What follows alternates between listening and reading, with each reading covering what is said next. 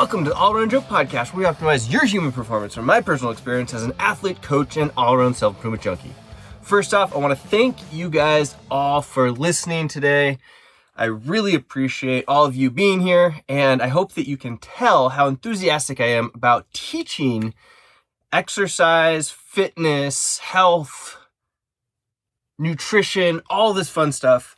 And I hope that it comes across because I am passionate about not only my own health and fitness, but also my mission is to improve your health and fitness as well as a whole. It has always been my mission, and I thank you for listening. It is a pleasure to be able to give my message out to the world and have you be someone that listens to it. So thank you so much. Today, I'm just going to be sharing some simple things with you. Simple things that you can do in your home, at your home. But I want to start off first by telling you a little bit of story. So I'm here in the van that I've been living in for the last 2 years. So when I first got into the van, I wasn't sure how things were going to go as far as like staying in great shape. I wasn't sure how it was going to be different from going to the gym every single day, where we used to work out a lot. And I had to think about how to adapt and really get outside of my comfort zone a little bit. So a lot of us get into this routine of, hey, we're going to go to the gym, and that's great. We'll go to the gym, we'll work out, and that's where we do it. So feeling like we're going to have to work out, for me, in a park or in a campground or in the woods somewhere is also similar how it might feel weird to you to have to figure out how to work out in your living room or in your kitchen or in your garage. But trust me, I can say with 100% certainty that it's something that you can do. I did it. You can do it. It's not hard. It's just setting up that habit and routine and getting used to it. And the cool thing is that if you have family or friends around with you, you can get them involved as well. And that can create momentum for you moving forward. And it can create this positive after effect that we're looking for to, I influence you, you influence somebody else, and so on and so forth. So that's another thing that I think is a really cool possibility for doing this. So like I said, simple things that we're going to share today. And I want to start with some fun facts about exercise. So number one, you probably already know these, but I'm going to go over them anyway because it doesn't hurt to really drive these home. Number one, exercise makes you look younger. And in most cases, younger equals better looking, sexier, however you want to wear that for you. So if you're looking for something or a reason why you might want to exercise, it improves mental focus. So I know that a lot of you guys on this call or on this podcast are hard chargers, right? You want to get things done. You're successful in your life. So improving your ability to actually have better mental focus will allow you to get things done faster, allow you to do better analysis in your everyday life, and probably help you to make more money. So that's something that you can consider here. Exercise helps you to live longer. And I'm going to talk about a study that went into that a little bit deeper in a little second here, few seconds. Exercise is good for you at any age and any time of the day. So a great example of this is my mother is 67 years old and she is crushing it. In fact, I've got a picture that I'm going to queue up of myself, Emily, and my mom working out side by side, doing the same movements, and my mother, 67, looks amazing. Like, she is ripped, she looks awesome. And I don't want to give you this impression too that she has always been super fit and super in shape. Same way with me. I haven't always been in super good shape, and I could share some pictures with you that would show you, that make you, your eyes bulge out of your head because you wouldn't believe it. But we all have to work for this. It's not like it comes super easy to us. And that's a great thing to note. And going back to this any age thing. So, whether you've got a child that is, just starting to walk and move or whatnot, you can have them do burpees with you, or you can have them do push-ups or whatnot. You can start training these things at a very young age, and you can keep on moving at a very old age. It might be different versions of movements, but we're going to talk about how some things should be really the same as far as movement goes across the board, and why you would do them to make yourself awesome at regular everyday life. The other thing that I wanted to dig into here is that there's no best time to exercise. If we wanted to really, really ninja down, if you're like, hey Joe, I'm working out, 2 times a day, 5 days a week, and I want to really pinpoint my cardiovascular or my oxygenation movements versus my glycolytic versus my phosphocreatine movements, then we could talk about the ideal times based off your hormonal rhythms that would get you the most impact for those particular things. But it doesn't really matter. I mean, that's like so minuscule that it's probably not going to make that much of a difference that you're even going to see it. So that doesn't really matter. So what I wanted to mention to you about exercise helping you to live longer, there's a recent study that actually showing that intense exercise, a few days a week, intense exercise, okay, and we're talking about intensity here in a second, has shown people's telomeres. So it's been telomeres have come up as a sign of how much you're aged or your biological age. People that exercise intensely are 10 years younger based off of their telomeres. Get that, 10 years younger. That's huge, guys. So I look at that and I'm like, wow, not only can I, have my body be 10 years younger, but I can also potentially live 10 better years of my life down the road because of that. So I'm going to live a better life 10 years longer because actual age has nothing to do with how old we are. It's the biological age that we're looking at. So somebody that's 40 years old might actually have the average biological age of somebody that is 20 years old. And that's completely possible. Or vice versa. Someone who's 40 years old and has not taken care of themselves at all might have, the biological age of a 60-year-old. And we've got all these different things that come into play that can go into that. But it's all possible, and exercise has been shown to be a very good way of keeping your biological age nice and low, which is something that I would say that we all want, right? What do you think? I think we do. I think that we all should want to feel better, look better, and live longer, live more productive, more awesome lives. So the first thing that I'm going to share with you as far as exercise or as far as ways that you can improve in your at-home living right now, they're going to be easy. These are going to be the biggest bang for your buck things that you can do right now. The first one is something you may not have been thinking of. You may not have been thinking that I would bring it up, but it is water, okay? Don't worry, we're going to get into some exercise. I'm going to show you how to do some things in here in a second. But water, and the reason I want to bring this up is I've worked with thousands of people, and I would say about 5% or less of them are drinking enough water in order to optimize how they feel, because water can give you actual more energy. People usually think of like, oh, I'm going to have some coffee for energy. I'm going to have some sugar for energy. Well, water actually delivers oxygen to places in your body, and oxygen is our number one energy source. So think about it that way. Eating carbohydrates or eating sugars or having coffee, these things are also producing some form of energy, but it is not the most abundant energy source that we have, which is oxygen. So if you can oxygenate your body more, you feel better. You feel like you have more mental and physical energy. Not only that, drinking more water has been shown to decrease stress, increase skin. So it increases the way that your skin looks, and it actually helps you to burn more body fat. So who doesn't want that?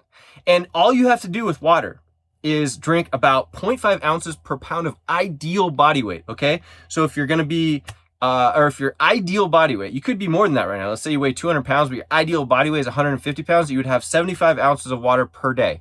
Just split up throughout the day. It's really easy math. You can do it, just like that, super simple.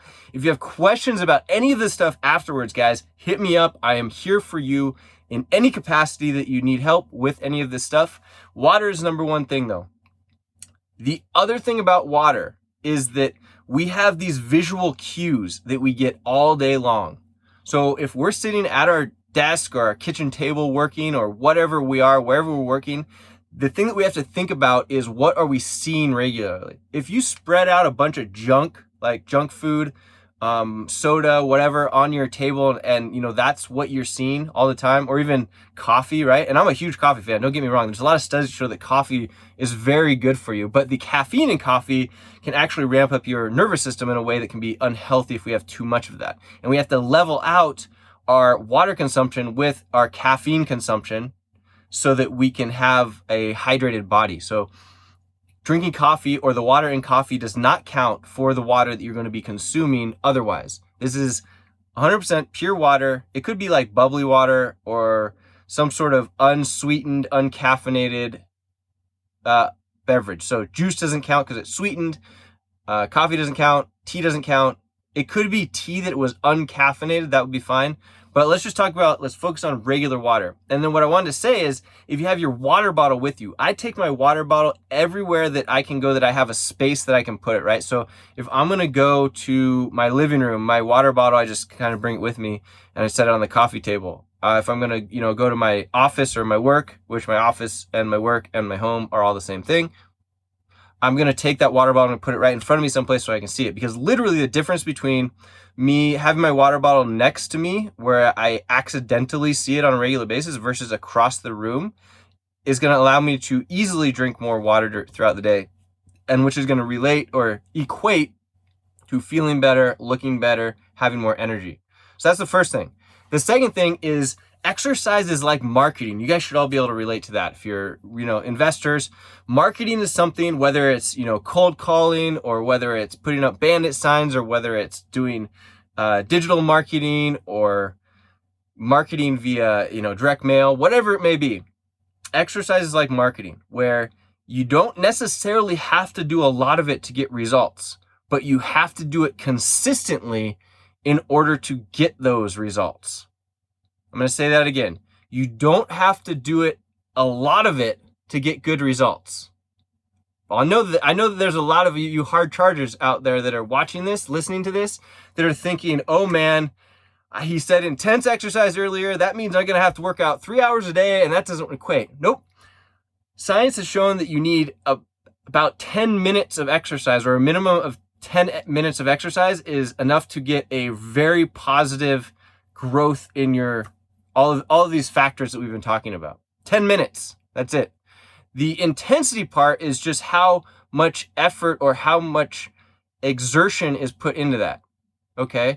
And that's something that I go over in my program a lot, in that we might only work out for, like the workout that I did today was only 7 minutes long, but it was really hard. Okay? So warmed up, probably did like 10 or 15 minutes of warm up, and then 7 minutes of intense exercise. So we're looking at 17 or 25-ish minutes of total work that I took out of my day, and I'm getting incredible bang for my buck from that particular exercise. So you need to do it often. It doesn't have to be a large amount of work, and it doesn't have to be anything special like going to the gym. It should be done with basic life movements. This is why I have this chair right here. And I was thinking of, I have this portable toilet that we have in our van. I was going to bring that out, but I thought it might offend some of you, so I decided not to. Although I was like, man, it would leave this amazing impression of people, yeah, Joe brought out this toilet and told us how to sit on the toilet, right? Well, maybe next time. If I get people that are telling me, hey, sending me emails, you should use the toilet, then I'll do it next time. So send me emails, joe@thegetbetterproject.com, if you want to have me do the toilet demonstration next time. But you want to do it often. It doesn't have to be a lot, and it's going to increase all of these general factors for you, especially if you can increase the intensity, and we'll go into intensity a little bit here in just a second. Lastly, I'm going to leave you with a habit-based at-home workout routine that you can do wherever you are. Whether you're in a van and it's 20 degrees outside and you don't want to go outside, or whether you are at your home, in your living room, sitting there in front of your computer, whatever it may be. You can do any of them. So it's going to be 3 days. Day one, what we're going to do is 30 air squats or sit to stands. And this is what an air squat looks like. An air squat is just going up and down with your knees. You can initiate the movement from your hips, dropping yourself down, weight is on your heels, knees pushed to the outside, chest is up, trying to keep having your back bend. You want to keep your back flat, and you're driving through your heels in order to get back up to the top of it. If that's hard for you, then you could do that onto a chair. And we're going to do this day one. You're just going to do 30 of those. Okay, that's it. The thing here is that, like I mentioned, it's like marketing. So you have to create these daily habits when you do it regularly in order to get the best results out of this. If you just do this, once a week or twice a week, it's better than nothing, but it's really not going to get you that much. It would be way better for you to do, let's say once a week you do a 2-hour workout. It'd be way better for you to split that 2 hours or even hour into 6 10-minute sessions that had a little bit more intensity to them. That'd be way better.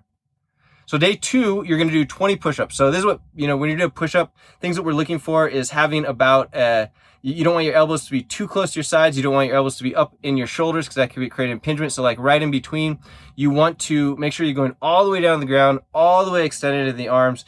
And you can do these on your knees or on your toes. So we're going to do 20 push-ups on knees or on toes for day 2. And then day 3 is just going to be a 1-minute plank on elbows. So this could be multiple sets if this is hard for you, and that's fine. We're just trying to create a straight line on your elbows from your shoulders, through your hips, through your knees, through your ankles. Okay? And if that's really hard, you could do that down on your knees, and that would be fine too. And it could, like I said, it could be multiple sets. Then on day 4, you repeat. And you notice, guys, that all of these movements, first of all, the air squat, the air squat or sit to stand, are things that you do regularly every single day, like sitting in a chair, sitting on the toilet, getting out of bed, sitting into a chair at the dining room table. All of these things, they're all relatable, okay? And that's how you're going to train. And if you want to increase more intensity, you're like, hey, Joe, I can handle that, no big deal. You can increase intensity many different ways. You could do 40 of those. You could do the 30 of them faster if your form is really good. And I only want you to do them faster if your form is really good. Otherwise, you're practicing your form until you get to the point where you're feeling like you're really good. Then you could also do multiple sets, right? You could do this multiple times per day, and that would be totally fine. All right, maybe you do 60, 2 sets of 30, and that would be cool. You could make it harder by doing a jumping squat. Man, those get really hard, okay? There's all these different ways you increase intensity, and the intensity is going to be determined by you. And if you have questions about that, happy to help. Send me a message, let me know. Day 2, push-up. Push-up is like something that if you're lying down in any capacity, you have to push yourself up off of the ground in order to step back up.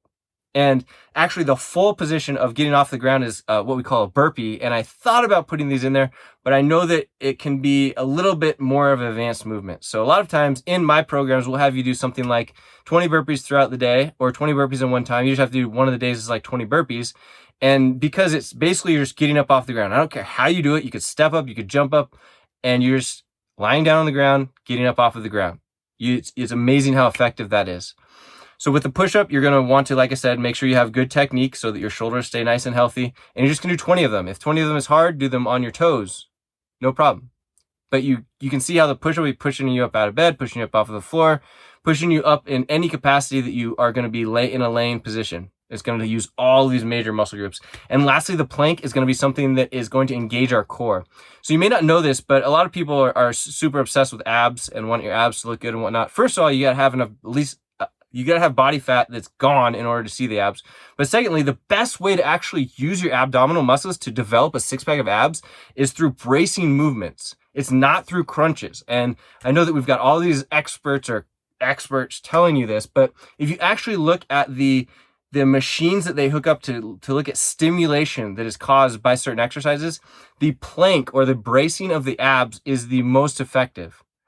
So that's why we have plank here, because it is going to help you to secure your body during all of these other movements, right? If you pick something up off of the ground, having a secure core is going to be incredibly important to securing and making your back nice and safe. So that's why we do that. And you get the added benefit and motivation of it actually making your abs look better. So there you have it. These are the 3 things. Do them every single day for the next month. If you make it there, send me a high five, ask me for the next month, and I'll get you into 30 days free of our program if you would like to at the Get Better Project. So I hope this was helpful for you guys. I hope that you guys enjoyed this. It was just some fun stuff that I've been doing, and I hope that it can be helpful for you as well, especially if you're having trouble getting started on an exercise routine. And there you have it, guys. If you want more of this, you want to get involved more with me and all that fun stuff, head over to thegetbetterproject.com/30 days and get yourself 30 days of the Get Better Project. And I'm here for you guys. Happy to help, and we will talk to you soon. The All Around Joe Podcast, where we optimize your human performance from my personal experience as an athlete, coach, and all-around self-improvement junkie. We will see you on the next podcast.